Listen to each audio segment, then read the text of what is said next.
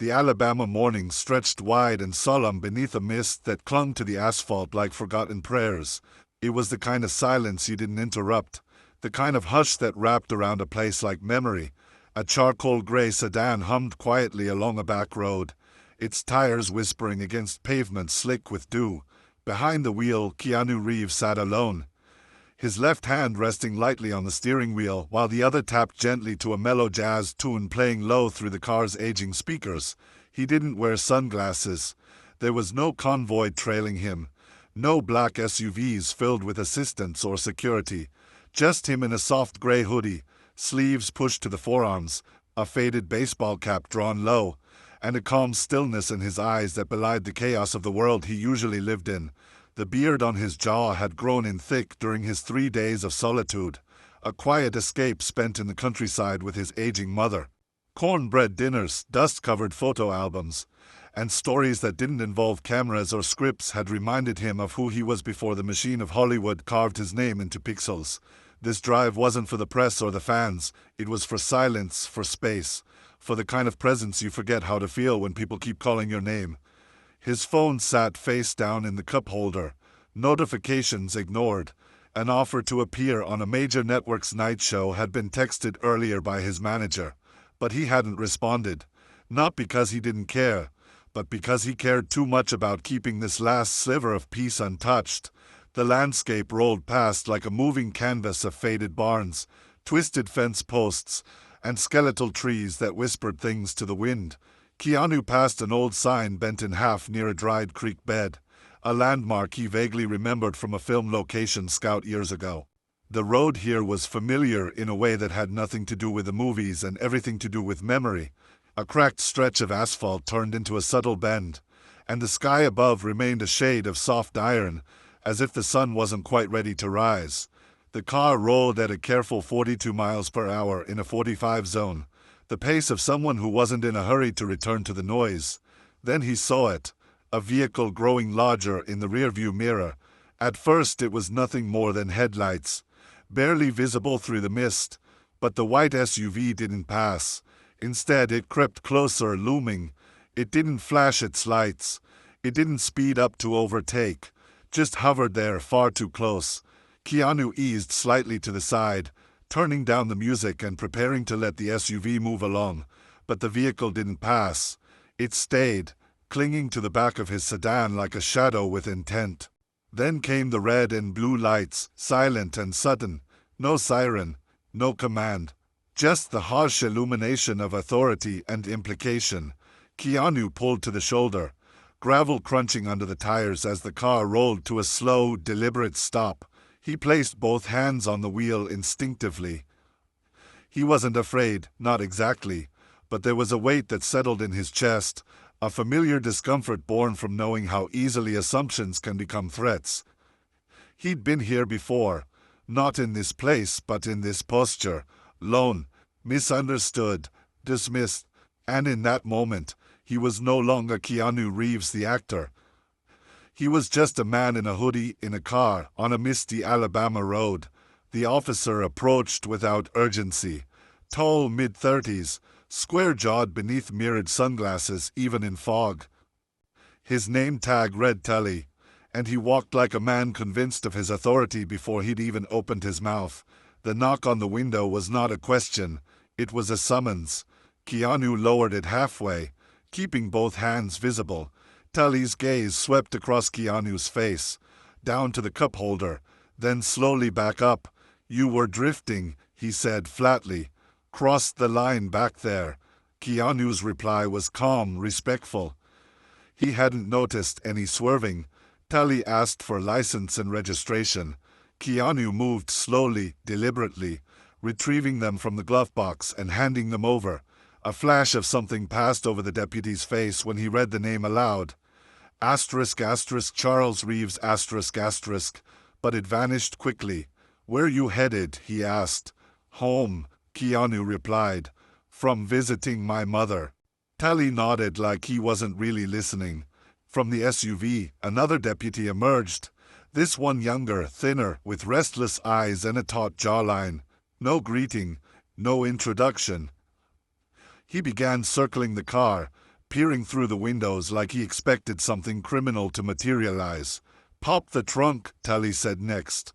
Keanu asked calmly, "Do you have probable cause?" The air thickened. Tully's grin was tight. "You cooperate, this goes easy."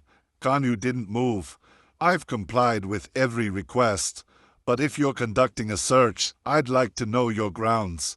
Mercer, his badge barely visible, rested his hand near his hip, a subtle threat masked as readiness. "You hiding something," he snapped. "I know what's in my trunk," Keanu said softly. "I just prefer to know why you need to see it." Tully's face hardened. "This ain't Hollywood. You're not on a poster here. You're just another man who doesn't follow instructions." Keanu's eyes didn't waver. "You're escalating something that doesn't need to be." Tully's lip curled. "Open it or we open it for you." Long pause. Then, with a slow breath, Keanu leaned forward and pressed the trunk release. Mercer moved fast. Within moments, the sound of rustling plastic filled the silence, and in the side mirror, Keanu saw it. Mercer holding up a bag filled with white tablets like he just found buried treasure. "Well, well," Mercer said. "Look what we've got here." Keanu didn't even blink. "That wasn't in my trunk," he said. His voice was calm, clear, final. The officers didn't smile now. They didn't laugh. But what followed wasn't justice. It was protocol distorted, weaponized. They opened the car door. They pulled him out. The cuffs dug in not for necessity, but for punishment. And as they shoved him toward the SUV, as the fog closed in around the road once again, Keanu thought only one thing. Not of fear and not of failure, but of the truth. They thought he was alone, but they hadn't looked up yet. And soon, they'd learn what silence could become when the world decided to listen. The squad room door slammed behind them, swallowing the pale Alabama dawn and replacing its muted symphony with a flat fluorescent hum of bureaucracy. The station smelled of lemon disinfectant overlaid on damp concrete, the odor of a place that scrubbed away last night's mistakes without ever washing its conscience. Keanu's wrists throbbed where the cuffs had pinched his skin, but he allowed no flinch to betray pain. Instead, he studied everything. The brittle flyers curling on a notice board, the strip light that flickered like a dying star, the way Deputy Mercer's shoulders twitched each time a phone rang, a reflex born of guilt he did not yet admit. They hurried him in through a side corridor to avoid the front desk, a detour that told Keanu more than any conversation. They wanted no witnesses, no public eyes, yet fate delivered one anyway. The first uniform they encountered beyond the threshold was a grizzled booking sergeant encased behind a scarred plexiglass window. He barely glanced up until Deputy Tully slid the plastic evidence bag across the counter and recited in monotone, "Possession with intent, obstruction, resisting." The sergeant reached for the clipboard, pen tapping as if this were routine traffic, and then he read the name aloud. "Reeves, Keanu Charles." The syllables vibrated against some dusty memory. His gaze drifted to Keanu's bearded face, lingered, then moved to the department computer. 2 keystrokes, a pause, 3 more, enter. A secure file banner erupted across the monitor. VIP flag. "Do not detain without legal counsel."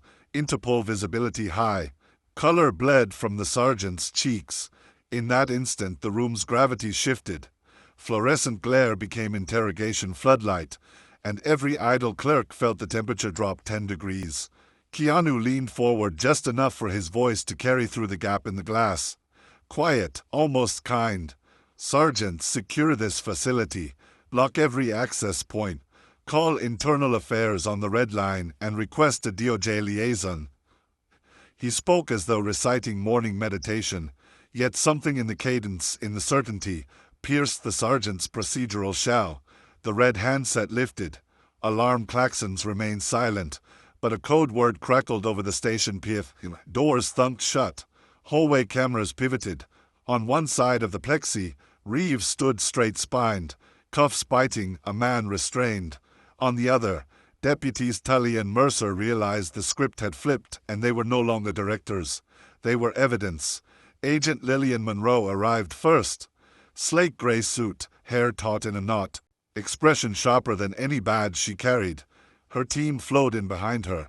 3 DOJ investigators, 2 digital forensic specialists hauling encrypted laptops, and a tow marshal whose silence weighed more than armor. Without raising her voice, Monroe had the cuffs off Keanu's wrists and a fresh mug of black coffee at his elbow before Tully could finish hissing that this was federal overreach. She ignored him, eyes already on the station's antiquated server rack glowing behind a wire mesh cage like a primitive altar. "Pull the evidence log from the past 18 months, she told a technician. "Mirror every body cam file to an external drive, then checksum them against state backup." Keanu watched Mercer blanch. The young deputy knew exactly how many gaps those checksums would expose. Monroe turned to Keanu next. "Mr. Reeves, can you confirm the trunk search was non-consensual?" He answered once, firmly, and she nodded. "Then this entire stop is in play." Tully barked a protest. "You people don't have authority to freeze my station," but Monroe calmly produced a sealed federal warrant bearing the judge's signature. The sergeant stared, realization dawning that he was witnessing a fault line crack open beneath local law enforcement, one that would swallow reputations wholesale. When Monroe's tech plugged a forensic bridge into the evidence server, lines of code scrolled faster than a human eye could parse, and within seconds a pattern emerged. Files stamped with identical creation times, chain of custody signatures overwritten, body cam slots reading null where footage should have rested. Keanu recognized the fingerprint instantly. Sino Evidence Management 3.1, a civilian update of the anti-tamper protocol he had helped prototype years before, now bastardized to erase instead of preserve. He leaned toward Monroe, voice low. "They're running a ghost key exploit. If your hash audit returns a mismatch at Sector Block 7F, you'll find the malware stub." The tech typed, the mismatch appeared, and a hush swept the room. Proof of systematic evidence deletion lay naked under sterile fluorescent light. Outside the conference glass, a handful of on-duty deputies watched, uncertain whether to feel loyalty or dread. The badge on their chests suddenly weighed like a confession. News of the lockdown traveled fast. By midday, the parking lot crawled with black SUVs, satellite vans, and a growing throng of onlookers filming the spectacle for social media. Inside, Keanu sat at the head of a long oak table turned war room. A wall-mounted screen displayed the face of Jordan Lamar, 22, black, arrested 6 months earlier by Deputy Tully. The official record said Jordan hanged himself in a holding cell. The Sino audit now revealed camera outages and overwritten sensor data in the exact minutes preceding his death. Monroe spoke clinically. Dates, packet loss, forged time codes. But each sterile fact landed like a body blow. Keanu steepled his fingers, throat tight. "Jordan Lamar was murdered under color of authority," he said, and the room accepted the verdict as incontrovertible. The marshals prepared arrest warrants. Mercer, perspiring, finally cracked. In a voice small as childhood, he whispered that the pills they planted on Keanu matched inventory missing from a DEA seizure warehouse near Atlanta. That Tully said celebrities were easy marks because juries believed cops over actors, that the evidence swap scheme paid off mortgages and bar tabs alike. Monroe recorded every syllable, yet Keanu's focus drifted beyond immediate guilt. He saw a network, a franchise of corruption, metastasizing through rural counties where oversight was thin and cameras scarce. His jaw set. "Don't just trace what they planted on me," he told Monroe. "Find out who died for the rest of it." She nodded once, understanding that the actor had become something rarer. A witness with reach, a lightning rod for reform. In the distance, a TV blared footage of Keanu's arrest already looping on cable news. Hashtagged with outrage. The world was indeed watching. And somewhere within that rising storm, justice began to stir, not as applause, but as a cold, meticulous tide ready to wash every hidden lie into daylight. The following morning broke not with peace, but with purpose. The Department of Justice had commandeered the entire county facility overnight, transforming the small-town precinct into a digital triage center. Fiber optic cables now snaked across linoleum floors like arteries feeding a central brain. Dozens of government-issued laptops, mobile forensics units, and encrypted hard drives clicking away in unison. The building, once host to routine traffic stops and petty citations, now pulsed with the energy of an unraveling criminal empire. Keanu stood near the heart of it all, no longer a detainee but a collaborator, sleeves rolled up, hair unkempt, eyes sharp. Across from him, Monroe's team pulled deeper into the Sino evidence system's core architecture. What had started as an audit had become an autopsy. Keanu leaned over a digital terminal, typing faster than most could speak, navigating layers of subcode and access logs only he truly understood. He wasn't here as a celebrity. He wasn't even here as a victim. He was here as a systems architect, one who recognized his own digital DNA embedded within the corrupted code. He had helped design the original Sino tracking system back in its earliest days, meant to bring transparency to small departments too poor for body cams or too rural for federal attention. But what he saw now was twisted. His clean lines of chain of custody logic had been reworked into camouflage, scripts rewritten to backdate logs, simulate chain entries, override timestamps, and worst of all, auto-delete entire swaths of footage when flagged by a secret administrator code. Someone had weaponized his invention, and the elegance of it made his stomach turn. They called it Sino Shadow, a covert branch of the public version, invisible to state-level scrutiny, accessible only through administrator keys hidden behind false front-end menus. Monroe's digital forensics team had traced one of the admin logins to a dead IP block registered under a tech consultancy in Houston that hadn't filed taxes in 7 years. But Keanu recognized the trail. An old domain pattern, outdated DNS structures, deliberate inefficiencies masking precise control. He stepped away from the monitor, heart pounding in a rhythm he hadn't felt since his early coding days. Marcus Belt, he said. The name dropped like a flare in the room. Monroe turned sharply. That name's on the DOJ contractor watch list, she said. Indicted for tampering with DEA case records in 2014. Disappeared in a warehouse fire. Body never recovered. Keanu nodded slowly. That's because he's not dead. He used a dummy burn. I saw his work once before in a data breach simulation. He builds backdoors into closed systems, then vanishes before audits catch the seams. This shadow variant bears his signature. Monroe's jaw tightened. Are you saying this whole evidence manipulation ring was designed by one man? Designed, yes, Keanu answered, but it's being used by dozens, maybe more.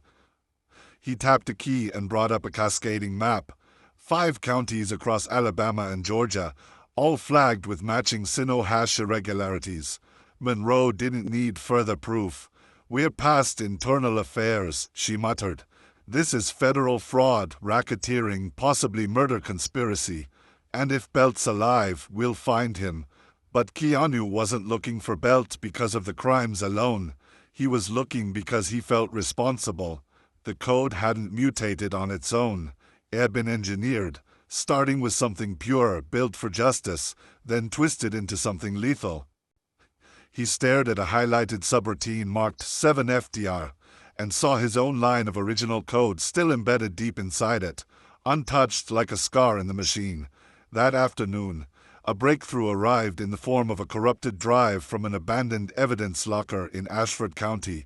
The drive contained backup logs, sloppy, partial but real, of seizure inventories cross-referenced with planted materials recovered from bogus arrests. It showed opioids, amphetamines, even unregistered firearms all moved through evidence vaults and back into circulation via falsified transfers, laundered through the digital system like money through a casino. Mercer's confession had opened the floodgates. Other small-town officers had begun whispering to Monroe's agents under the table, afraid but ready to speak. One claimed Tully had organized a rotation system, using Belt's code to switch out confiscated pills with dummy bags and reroute the real product into non-tracked evidence lockers. Those same lockers were now yielding fingerprints, undocumented inventory shifts, and money trails reaching beyond law enforcement into private courier services and even regional hospital boards. Keanu took it all in with a grim sense of inevitability. He knew that when systems fail, they fail quietly at first, until one day someone's door doesn't open or someone's son doesn't come home, and then the silence breaks like glass. We have enough to go public, Monroe said that evening, exhausted but determined. But we don't have Belt. Not yet. Keanu stared at the flickering evidence map one last time before replying. He's not hiding. He's embedded. He built this thing to be invisible, but someone like Belt never lets go. He's still watching it. Still maintaining it. Monroe stepped forward. You want to be bait. Keanu gave her a tired smile. I already am. Excellent.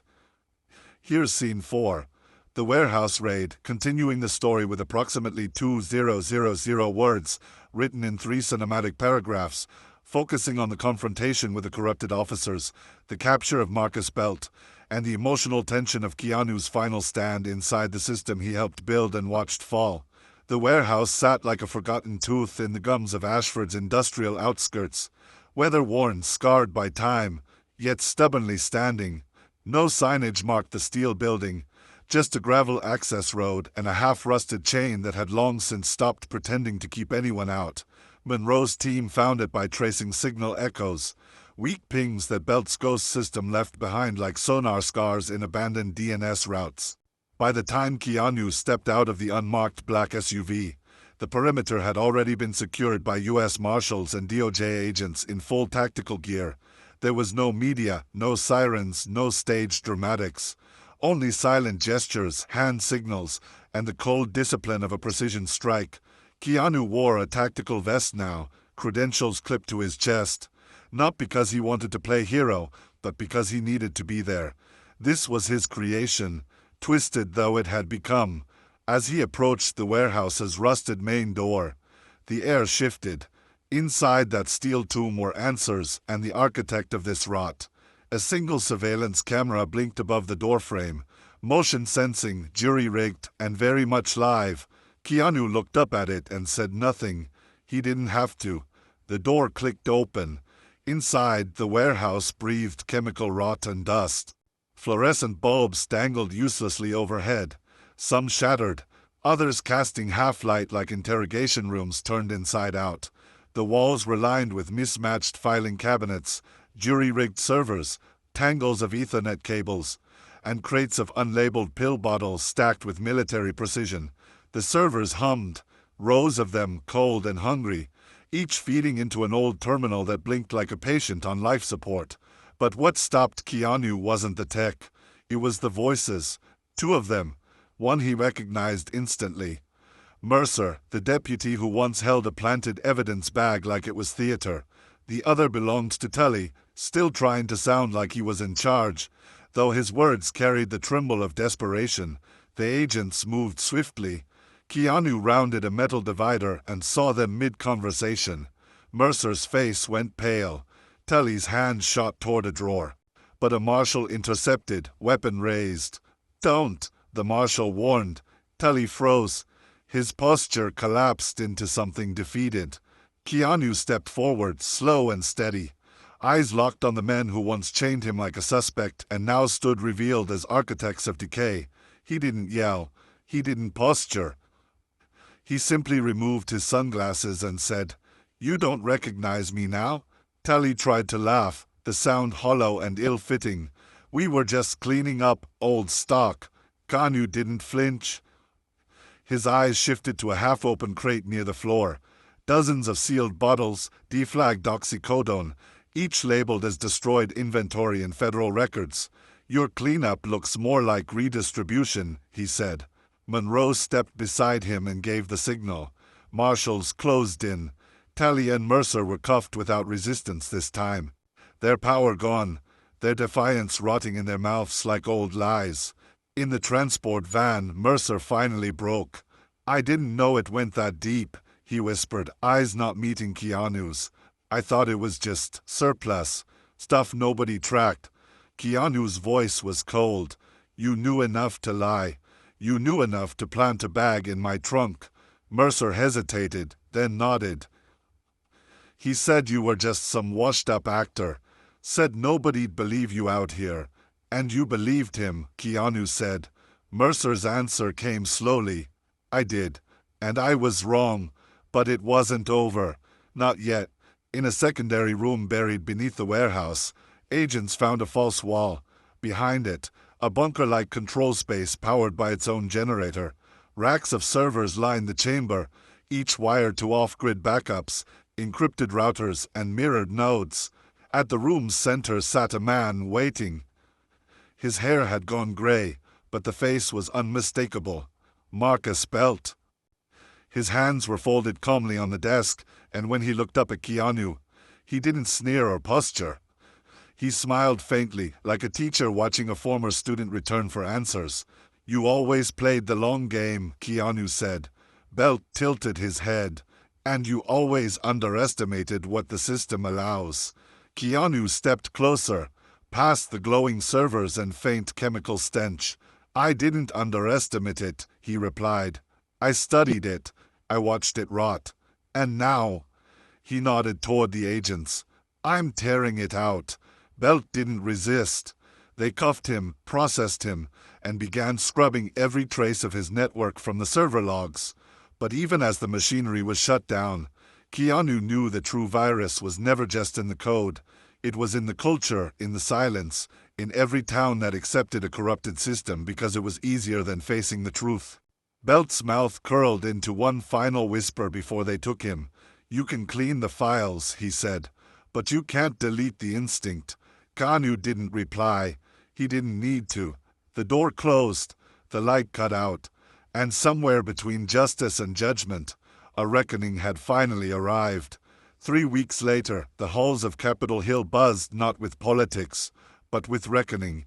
Outside the Rayburn building, camera crews from every major network jostled for position while protesters held signs bearing Jordan Lamar's name beside a still from the cell phone footage. His face bruised, his eyes wide with fear.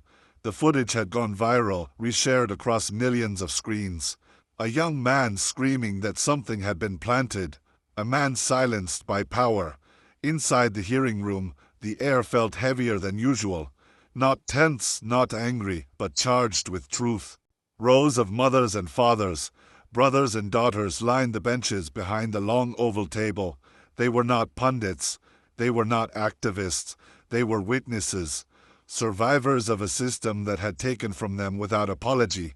At the center of the room sat Keanu Reeves, suited in charcoal, not flashy, no tie. A man who looked like he had shed the last of Hollywood's polish to become something weightier, something inevitable. He spoke not with rehearsed drama, but with the careful weight of someone who had seen too much, survived too much, and was no longer afraid to tell it plainly. "I was arrested under false charges," he said. "But I wasn't the first. I was simply the one who lived to speak about it." He detailed the planted evidence, the Sino system's corruption, the trail to Marcus Belt, and when the chairman of the Oversight Committee leaned forward and asked, "Mr. Reeves, what do you propose?" Keanu did not pause. "We replace the system that let this happen," he said, "with something better, something public, something permanent, and we name it after the one you let be buried twice, once in a cell and once in silence." His voice didn't crack, but the room did. Even the marble walls seemed to exhale as the name crossed his lips. "We call it the Lamar Network." By the end of the week, the Lamar Evidence Network passed unanimously through committee. Fast-tracked with bipartisan support and backed by public outcry, it was the first federally enforced tamper-proof evidence tracking system required in every department receiving federal funding, real-time logging, civilian oversight panels, aided timestamp detection, and a mandate that no evidence, digital or physical, could be modified without triggering red flag protocols viewable by the public. Monroe was appointed to lead the national rollout, her team working with Keanu directly to ensure that every remnant of the old Sino architecture was scrubbed and rebuilt with transparency at its core. A small tech firm in Seattle hired Keanu as a consultant, not for name recognition but for code, for vision, for having seen the worst and coming back with blueprints for something better. He never accepted money for the Lamar Network's development. "I owed more than that," he said when asked. The face of Jordan Lamar, young, hopeful, betrayed, became the logo for the reform, not as a martyr but as a marker. The final wake-up call a nation could not ignore. As cities began posting Lamar transparency dashboards in their precinct lobbies and police cruisers rolled out with Lamar certified scanners, a strange thing happened. Departments started cleaning house before the audits ever arrived. Because they knew the code didn't lie anymore. Because they knew someone somewhere was watching. Because a man in a hoodie once reminded them that silence is only power until someone speaks. Months passed. Keanu did not return to Hollywood, not yet. He declined interviews, politely turned down awards, and didn't respond to agents urging him to strike while the public's heart was open. Instead, he returned to Alabama, quietly without entourage, at a local pharmacy just outside Montgomery. He stood in line for toothpaste and tissues. Above the register, laminated in plastic, was a modest sign, now using the Lamar Evidence Network, community safety through transparency. No one in the store recognized him, and that was fine. It was better than fine. It was exactly what he wanted. Later that day, he walked past the very station where he'd once been processed like a criminal. A young deputy stood out front, sipping coffee, watching the clouds roll across the sky. He spotted Keanu walking by. No hesitation, no grin, just a slow, respectful nod. Not out of fandom, not for celebrity, but because truth once seen cannot be unseen. Keanu returned the nod and kept walking, hands in his pockets, head down, a quiet architect of a future that no longer erased people like Jordan Lamar, a future where silence didn't win.